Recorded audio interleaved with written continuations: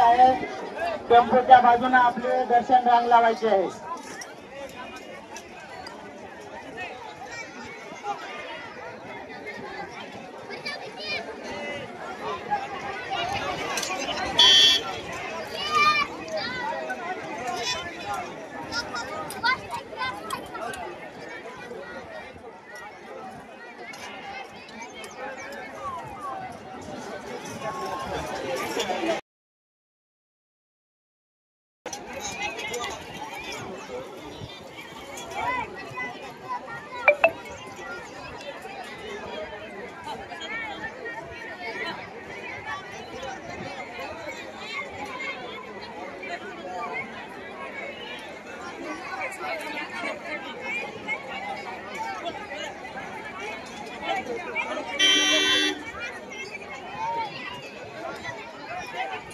दुसरी सूचना,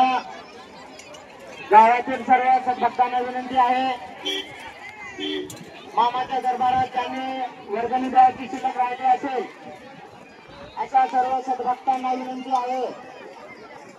आपली देणगी पट्टी मामाच्या दरबारात संयोजकाकडे आणून आपली